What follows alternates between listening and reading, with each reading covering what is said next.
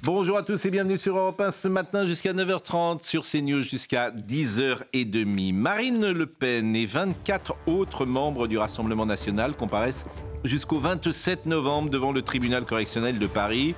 Ils sont soupçonnés de détournement de fonds publics européens. Il n'y a pas d'enrichissement personnel.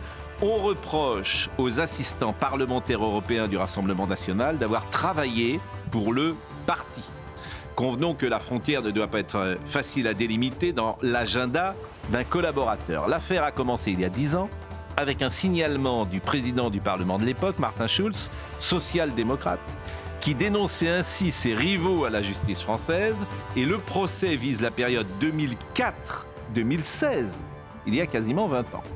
On dit parfois que la justice française manque de moyens, qu'elle consacre des années de procédure à cette affaire, que des magistrats travaillent sur un dossier qui me paraît aussi peu important, pour ne pas dire dérisoire, que ce procès dure 2 mois, avec comme conséquence possible l'inéligibilité de Marine Le Pen, me paraît évidemment incroyable, mais surtout dangereux pour notre démocratie. Les juges décideront peut-être que Marine Le Pen ne sera pas candidate en 2027. Et s'il s'agissait de la France insoumise, j'écrirais exactement la même chose. Il y a quelques jours, Philippine est morte d'un dysfonctionnement de la justice.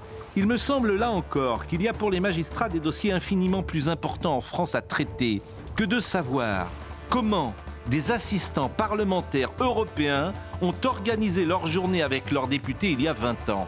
Cette histoire de corne-cul illustre une France concentrée sur l'accessoire et qui néglige l'essentiel.